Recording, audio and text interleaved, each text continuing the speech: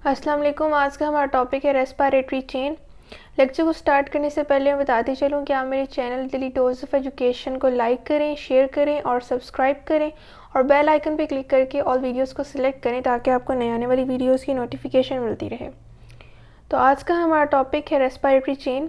हम एक सिक्वेंशियल वे में रेस्पिरेशन के प्रोसेस के डिफरेंट जो है वो स्टेप्स को डिस्कस करते हुए आ रहे थे, जिसमें हमने ग्लाइकोलाइसिस स्टडी किया, उसके बाद पायरुविक एसिड ऑक्सीडेशन, फिर क्रेब्स साइकिल और हमारा लास्ट आज जो प्रोसेस है सेलुलर रेस्पिरेशन में एरोबिक रेस्पिरेशन का, वो है रेस्पिरेटरी चेन, जिसे हम इलेक्ट्रॉन ट्रांसपोर्ट चेन भी कहते हैं। इलेक्ट्रॉन ट्रांसपोर्ट चेन क्यों कहते हैं ये हम देखते हैं। पहले हम रेस्पिरेटरी चेन की लोकेशन बता दें कि माइटोकॉन्ड्रिया में इसकी लोकेशन होती है इन क्रिस्टी। क्रिस्टी हमारे पास इनर फोल्डिंग्स होती हैं माइटोकॉन्ड्रिया की इनर मेम्ब्रेन की, ऑफ माइटोकॉन्ड्रियल इनर मेम्ब्रेन। ये हमारे पास इसकी लोकेशन आ गई। क्रेब्स साइकिल में हमारे पास जो NADH बने थे और हाइड्रोजन आयन फ्रॉम NAD+, वो यहाँ पर यूज़ होंगे और एज अ प्राइमरी फ्यूल इस्तेमाल होंगे, और NADH के साथ साथ यहाँ पर FADH2 भी एज अ फ्यूल एक्ट करेगा, एनर्जी फ्यूल। और हमारे पास NADH और FADH2 में से ज़्यादा एनर्जी NADH की होती है। और हमारे पास एक इम्पॉर्टेंट पॉइंट कि एक NADH के मॉलिक्यूल से 3 ATP के मॉलिक्यूल बनते हैं, जबकि एक FADH2 के मॉलिक्यूल से ATP के 2 मॉलिक्यूल बनते हैं, जो कि हम इस चेन में देखेंगे। तो हमारे पास जैसे कि ये रेस्पेक्टिव हमारे पास एनर्जी लेवल है, हाई और लो यहाँ पर मैंने लिखा हुआ है। जैसे जैसे हमारे पास ये इलेक्ट्रॉन कैरियर्स जो मैंने लिखे हैं ये भी इसी सीक्वेंस में मौजूद होते हैं, हमें ये सीक्वेंस भी याद रखना है। और जैसे जैसे इलेक्ट्रॉन्स जो हैं वो इन इलेक्ट्रॉन कैरियर्स के थ्रू मूव करेंगे towards the end of the chain, electron transport chain और रेस्पिरेटरी चेन, इनका एनर्जी लेवल जो है वो डाउन होता जाएगा। इलेक्ट्रॉन्स जब down the energy gradient move करेंगे तो वो अपनी एनर्जी रिलीज़ करेंगे जो in the form of ATP store हो जाएगी। जैसा कि मैंने आपको कहा कि ये 2 पॉइंट्स आपने चेन के दौरान देखने हैं, नोटिस करने हैं कि वाकई एक NADH और एक FADH के मॉलिक्यूल से कि 3 और 2 ATP के मॉलिक्यूल्स बनते भी हैं या नहीं। तो प्राइमरी फ्यूल NADH हमारे पास जो है वो रेस्पिरेटरी चेन के इनिशियल वे में NAD+ में जो है वो ऑक्सीडाइज हो जाता है, अपना हाइड्रोजन आयन इलेक्ट्रॉन्स जो है वो रिलीज़ कर देता है।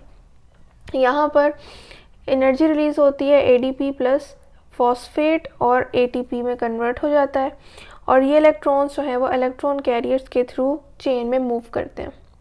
हमारे पास coenzyme Q, cytochrome B, cytochrome C, cytochrome A और साइटोक्रोम A3 का इलेक्ट्रॉन कैरियर्स का सीक्वेंस जो है ये फिक्स्ड है, इसे ही हमने लेके चलना है। कोएंजाइम Q हमारे पास जो फर्स्ट इलेक्ट्रॉन कैरियर है ये NADH से इलेक्ट्रॉन्स जो रिलीज़ हुए हैं उन्हें एक्सेप्ट करेगा और ये चेन जो है वो मूव कर जाएगी टुवर्ड्स द डाउन। और हमारे पास FADH2 यहाँ पर FAD में कन्वर्ट होके इलेक्ट्रॉन्स जो है वो भी इस स्टेप में कोएंजाइम Q को देगा, और हमारे पास साइटोक्रोम B में इलेक्ट्रॉन्स मूव करेंगे, फिर यहाँ से साइटोक्रोम C में मूव करेंगे, और यहाँ पर एनर्जी इस लेवल पे साइटोक्रोम B और C के दरमियान में भी in the form of ATP store होगी।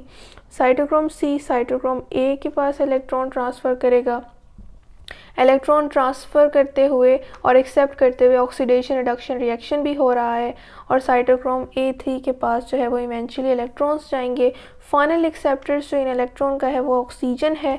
ऑक्सीजन जो है 2 हाइड्रोजन आयन जो कि हमारे पास ऑक्सीडेशन ऑफ NADH के थ्रू हमारे पास आए थे, वो यहाँ पर कलेक्ट होंगे और इलेक्ट्रॉन्स और हाइड्रोजन और ऑक्सीजन जो है मिलकर वाटर मॉलिक्यूल रिलीज़ कर देगा।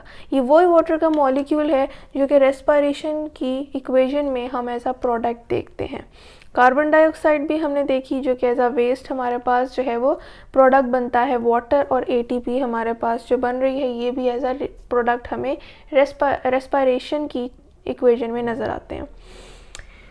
अब हमारे पास जो दूसरी चीज़ है कि इस फॉर्मेशन को, जो एटीपी की फॉर्मेशन है, इसे ऑक्सीडेटिव फॉस्फोराइलेशन भी कहते हैं।